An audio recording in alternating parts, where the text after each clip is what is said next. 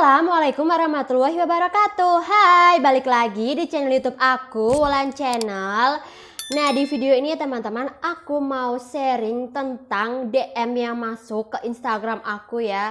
DM dari teman-teman Endosister, baik itu tentang pengobatannya, pantangan makanan apa, bisa di cover BPJS apa tidak. Sambil kita sharing gitu ya, gimana kalau kita sambil unboxing dan juga review produk dari Scarlett Whitening. Nah, jadi tuh aku seneng banget, paket aku tuh sudah datang gitu ya, yaitu ada toner dari Scarlett Whitening. Nah, jadi tuh toner itu produk baru dari Scarlett Whitening. Nah, teman-teman pasti juga tahu kan kalau di video-video sebelumnya tuh aku udah pernah review gitu ya produk dari Scarlett lengkap dari face care sampai body care gitu kan. Aku udah nyobain dari hand body-nya, scrub-nya, kemudian dari serumnya, krim pagi, krim malam, dan juga facial wash-nya. Nah, jadi ini tuh aku abis pulang kerja gitu ya, abis pulang kerja, alhamdulillah di rumah udah beres-beres nih rumahnya, sama suami aku juga udah bersihin badan.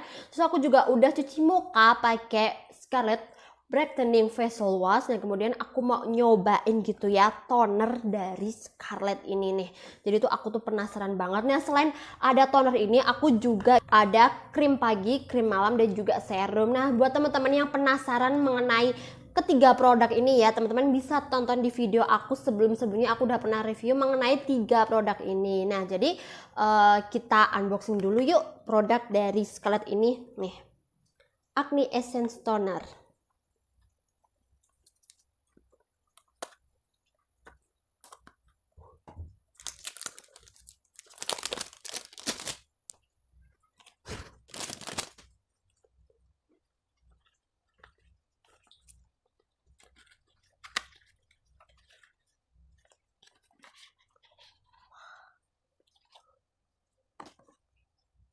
Wah, ternyata produknya cantik banget. Kemasan tonernya baru kali ini dah aku lihat kemasan toner itu cakep banget. Dan lihat di sini tuh ada bulir-bulirnya. Aduh, cakep banget sih. Penasaran nih. Nah, sebelum aku pakai, aku mau ambil kapas dulu ya. Nah, ini dia, aku udah ambil kapas. Yuk kita aplikasikan ke wajah.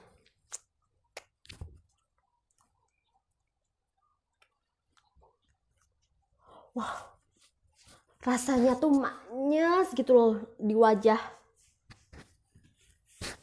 Nah, sambil kita bersihin wajah, yuk kita baca DM pertama dari teman-teman Endosister. DM yang pertama, Assalamualaikum Kak Wulan, saya mau nanya dulu, waktu masih minum obat Visen, haidnya bener-bener berhenti atau masih keluar ya Kak? Soalnya tahun 2020 kan saya habis operasi kista endometriosis, dan sehabis operasi itu nggak terapi apapun. Nah, kemarin saya beraniin buat kontrol lagi, tapi alhamdulillah pas di USG udah bersih Kak, nggak ada lagi, tapi malah sama dokter dikasih resep buat konsumsi Visen. Katanya biar gak tumbuh lagi. Kebetulan saya tahun ini mau nikah. Menurut Kak Wulan gimana ya? Saya harus nurutin dokter minum Visen atau gak usah? Soalnya takut sama fake negatif obatnya Kak, takut gak cocok. Nah, kalau dulu ya pengalaman aku ya teman-teman, aku kan pernah tuh ya minum obat terapi hormon Visen itu. Nah, selama aku minum obat Visen itu, aku bener-bener enggak haid dan juga enggak flek sedikit pun. Jadi bener-bener berhenti gitu mensnya. Nah, kalau di aku pun efek sampingnya alhamdulillah tidak yang tidak parah seperti teman-teman Endosister yang lain gitu ya. Kan ada tuh beberapa teman-teman tuh yang mengalami efek yang agak macam-macam gitu ya. Ada yang tetap mens, ada yang flek, bahkan ada yang mensnya jadi rutin gitu kan. Ada yang mungkin masih sakit gitu kan. Nah, alhamdulillah tuh aku enggak ngefek yang kayak gitu. Aku cuma efeknya itu jadi nafsu makannya tuh bertambah gitu. Dan alhamdulillah karena nggak mens gitu ya, jadi wajah aku pun juga nggak berjerawat gitu loh, alias bersih. Dan menurut aku tuh ya nggak apa-apa sih kalau memang dokternya udah menyarankan gitu ya buat minum obat Visen, ya berarti dicoba dulu aja gitu ya. Siapa tahu kan di tubuh kamu tuh cocok gitu dan tidak terjadi efek-efek apapun gitu loh, kan kita belum tahu gitu ya efeknya seperti apa kalau kita belum coba gitu ya. Nah misal nih nanti kok setelah minum Visen ternyata terjadi efek gitu ya, ya teman-teman langsung konsultasikan aja ke dokternya gitu, bilang kalau ternyata setelah minum Visen tuh seperti ini. Nah nanti dokter pasti bakal ganti obat yang lain kok. Nah ini wajah aku setelah aku pakai toner ya dari Scarlet Whitening. Nah di wajah itu seger banget teman-teman ya. Teman-teman pasti pernah lah ngerasain gitu ya kalau pakai toner gitu ya, kalau di wajah itu tuh terasa perih dan panas ya. Pernah kan? Nah apalagi kalau wajahnya tuh lagi berjerawat, lagi luka gitu ya, kalau kena toner tuh kadang suka perih gitu kan ya. Alhamdulillah ini tuh di wajah aku tuh enggak. Acne Essence Toner ini ya teman-teman sangat cocok banget buat teman-teman yang kulitnya itu cenderung berjerawat, berminyak gitu ya, atau beruntusan gitu sama kayak aku. Teman-teman wajib coba deh. Dan kandungan dari Essence Toner ini tuh banyak banget teman-teman, yaitu diantaranya ada zinc sebum, tea tree, mugwort, squalane, natural vitamin C, green tea water, ginkgo extract. Nah banyak banget kan kandungannya. Nah sekarang kita lanjut yuk baca DM selanjutnya. Assalamualaikum, salam kenal kak. Kak maaf sharing dong kak, pengalaman kakak pas operasi kista itu di biusnya gimana kak? Apa kayak operasi sesar gitu? Disuntik tulang ekornya?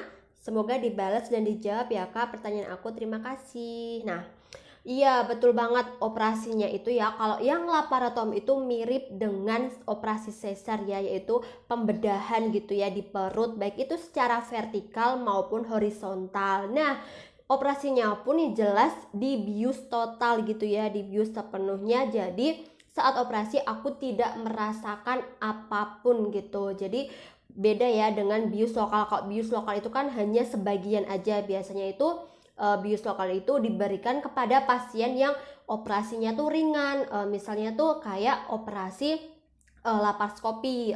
Sebagian tuh ada laparoskopi yang biusnya tuh hanya sebagian aja, hanya di bagian perut ke bawah, tapi perut ke atas gitu tuh kita tuh sadar, kita tuh posisinya tuh tidak tertidur seperti itu. Dan iya seingat aku ya, dulu waktu aku operasi itu di bagian punggung tulang ekor itu tuh bener disuntik gitu ya.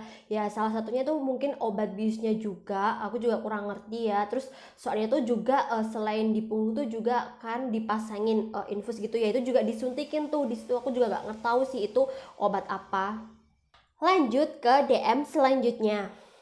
Halo kak, sebelumnya terima kasih udah share di YouTube tentang obat Visen. Aku mau tanya nih kak, jadi belum lama aku juga disaranin dokter buat minum obat Visen, tapi dokternya nggak memastikan kapan aku harus berhenti minumnya. Nah, kalau kakak sendiri berapa lama konsumsi obatnya? Terima kasih kak. Nah, betul banget ya, obat Visen ini tuh kan obat hormon gitu ya, kan juga memang tidak tahu pasti gitu ya kapan harus berhenti. Kalau setahu aku gitu ya, kalau obat Visen ini tuh obatnya tuh beda gitu dengan obat hormon seperti injeksi tapros gitu ya, yang secara suntik terapi hormonnya. Nah kalau terapi suntik itu kan ditarget gitu kan 3-6 bulan gitu. Kalau misal selama 3-6 bulan tidak ada perubahan terhadap kistanya, baru dilakukan tindakan operasi. Nah sedangkan obat Visen ini ya teman-teman, setahu aku itu jarang gitu ya kayak ditarget minum berapa bulan stop gitu, karena kebanyakan obat Visen ini tuh obat terapi hormon tapi sejenis kayak obat KB gitu ya teman-teman. Kalau misal teman-teman masih merasa nyeri dan gak mau merasakan sakit itu ya teman-teman konsumsi obat itu terus gitu. Tapi kalau teman-teman ingin ingin bisa hamil ya teman-teman harus stop gitu. Jadi memang tidak bisa dipastikan. Dan obat Visen ini reaksi terhadap setiap orang tuh beda-beda. Ada yang dalam 1-2 bulan konsumsi itu udah bisa mengecil kistanya, tapi ada yang tetap gitu kistanya tidak mengecil atau terjadi perubahan. Untuk selebihnya mengenai obat Visen teman-teman bisa deh coba konsultasikan ke dokter spesialis atau coba searching di internet ya. Halo kak, aku dari YouTube tadi lihat pengalaman kakak sama kistanya. Aku juga kista udah 8 cm tapi nggak tahu kistanya ini yang apa. Dirujuk sama dokternya ke Karyadi untuk operasinya, soalnya belum punya anak. Kalau dari surat rujukan dokter di RS pakai BPJS berarti benar-benar di cover untuk operasinya. Soalnya kan biaya mahal ya kak kalau laparoskopi dan aku pengennya itu. Soalnya aku juga takut sakit yang berkepanjangan kayak sesar ya, yang laparotomi. Jadi aku pengen yang di Karyadi. Kemarin aku udah check up di rumah sakit juga pakai BPJS. Besok ini mau kontrol dan mau minta rujukan aja ke Karyadi kak. Infonya ya kak, soalnya takut nggak di cover, soalnya mahal kan operasi itu. Nah, jadi ini pesannya lumayan panjang banget ya dari kakaknya ini. Iya betul gitu. Kalau dari awal gitu ya prosesnya, periksanya, terus kemudian rujukannya pakai BPJS dan dokternya menyarankan untuk tindakan operasi, dan saat kondisi itu kamu tuh waktu kontrol sama dokternya di cover BPJS ya operasinya, sampai terakhir nanti kontrol ya ditanggung BPJS.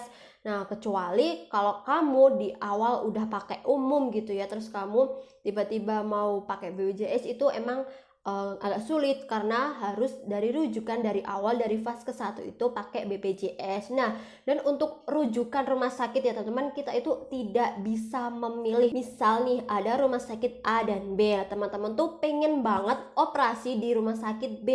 Nah, padahal dari tempat fase ke-1-nya itu rujukannya ke rumah sakit A, teman-teman tapi pengen ke B gitu ya, terus teman-teman minta gitu ke B aja gitu, itu enggak bisa teman-teman. Jadi tuh rujukan itu sesuai dari dokternya, dari fase ke-1-nya, kecuali gitu ya fase ke-1-nya itu memberi pilihan mau di rumah sakit mana. Kalau dulu memang aku di awal itu dikasih pilihan teman-teman, mau di rumah sakit Tugu apa di Medika gitu. Nah dulu aku milih ke Medika. Nah kalau teman-teman dikasih pilihan ya bisa pilih, tapi kalau tidak ya teman-teman harus mengikuti rujukan dari awal itu. Dan biaya operasi baik itu laparotomi atau laparoskop itu memang mahal teman-teman jika tidak ditanggung BPJS gitu ya. Jadi tuh kalau teman-teman punya BPJS atau asuransi kesehatan lainnya, itu tuh sangat membantu saat teman-teman menghadapi operasi gitu. Karena kebayang gitu ya kalau kita mandiri gitu ya, umum gitu kan, itu mahal banget. Seperti cerita aku yang operasi laparotomi itu kan aku pakai umum gitu ya, itu mahal banget teman-teman, dan apa ya, berat gitu. Lanjut ke DM berikutnya. Maaf ganggu, aku tadi coba lihat YouTube, tiba-tiba ada channel Mbak mengenai kista. Aku sama Mbak sama pernah operasi kista 2 kali. Ini setelah 3 tahun usia anak aku. Aku merasa kista aku tumbuh deh Mbak, perut sakit banget, boyok juga. Tapi aku trauma mau ke dokter kandungan. Minta saran dong Mbak, terima kasih.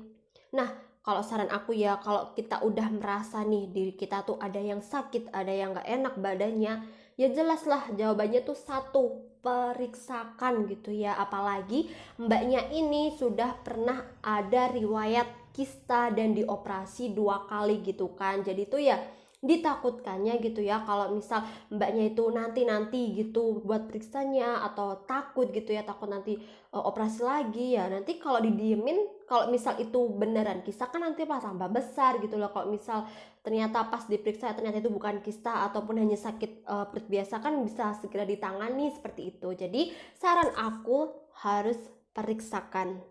Assalamualaikum kak, maaf mau tanya, selama kakak pemulihan kista endometriosis itu kakak makan pakai apa aja? Nasi dengan apa gitu? Apakah nyemil juga boleh? Nah kalau untuk makan ya teman-teman, setelah aku operasi itu ya, selama pemulihan itu aku makannya itu bener-bener dijaga gitu ya. Maksudnya dijaga tuh enggak langsung makan makanan gorengan, makanan jajanan pinggir jalan, itu enggak. Jadi ya makannya itu masih sewajarnya gitu ya, masakan rumah kayak sayur, buah-buahan, juga ada lauknya. Aku juga menghindari beberapa makanan setelah operasi kan aku juga searching tuh makanan pantangan apa aja sih ya yang aku hindari itu ya. Ada ayam gitu ya, ayam ternak yang disuntik, kemudian kayak seblak, mie, pokoknya tuh makanan yang berjenis tepung-tepungan. Dan juga aku menghindari makanan yang pedes. Maksudnya menghindari itu bukan berarti aku sama sekali tidak makan, aku tetap makan, tapi tuh jarang banget, dan porsinya tuh sedikit banget. Paling tuh cuma kayak minta gitu, cuma icip doang gitu. Dan kalau untuk nyemil tuh kayaknya dulu aku enggak nyemil waktu setelah operasi gitu ya. Aku lebih ke makan buah-buahan dan makan roti, minum susu seperti itu. Kalau untuk nyemil jajan-jajan itu enggak, karena apa ya, masih mikir gitu ya, kan perut aku baru dioperasi. Kalau aku makan cemilan jajan ciki-ciki ataupun yang pemanis gitu tuh kayak itu masih belum berani gitu perutnya. Setelah aku operasi laparotomi, operasi yang pertama itu ya, kan aku tuh pengen sesuatu yang seger gitu kan. Aku biasa beli kayak minuman kemasan susu-susu gitu kan di Indomaret atau Alfamart. Nah kemudian bapak aku tuh membelikan aku tuh susu kedelai, teman-teman. Susu kedelai yang botol itu yang biasa dijual di Alfamart sama Indomaret, itu dingin kan. Terus aku minum tuh susu kedelai itu, dan ternyata tuh reaksinya tuh di perut aku tuh sakit banget, sumpah perih banget perut aku. Padahal itu posisinya kan aku apa ya, masih keadaan minum obat juga gitu loh, minum obat rumah sakit kan pasti ada anti nyerinya kan, obat peredanya. Tapi tuh aku waktu minum susu itu bener-bener perih, teman-teman.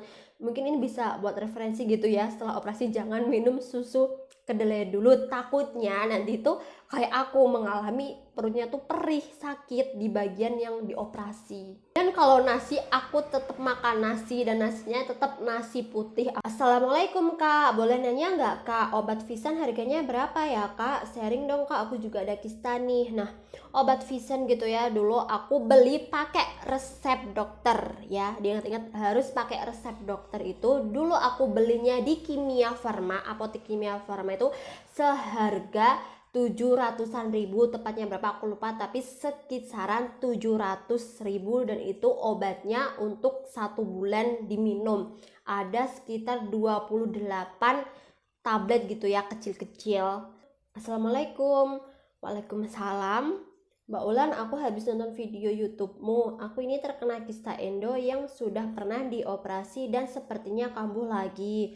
Aku belum menikah. Apakah obat Visan itu boleh diminum tanpa anjuran dokter? Karena aku ini termasuk orang yang malas banget ke dokter, walaupun aku tahu kistaku sudah sangat-sangat parah.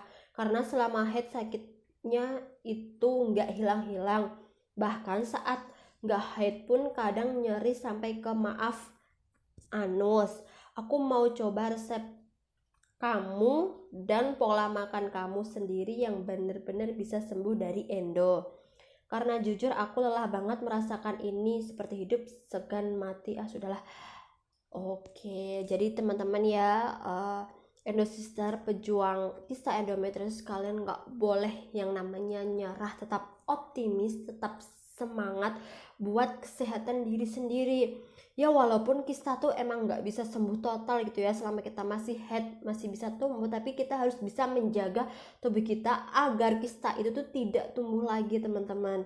Ya memang aku tahu apa rasanya tuh kalau sedang nyeri, gimana rasanya punya kista berulang kali, karena aku juga merasakan itu gitu loh, teman-teman.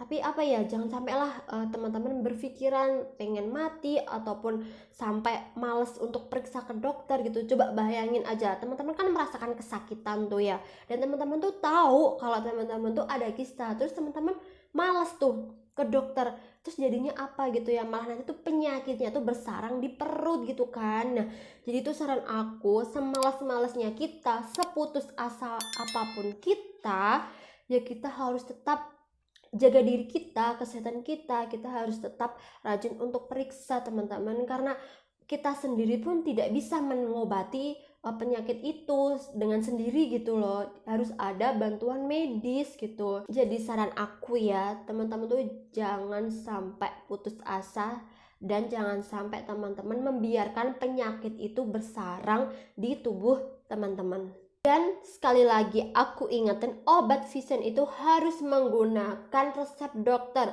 Karena apa? Obat hormon itu macam-macam, tergantung pada kondisi tubuh kita dan juga kista kita. Nanti yang tahu kita cocok pakai obat apa tuh ya dokter. Jadi teman-teman jangan asal beli obat yang berdasarkan katanya gitu ya.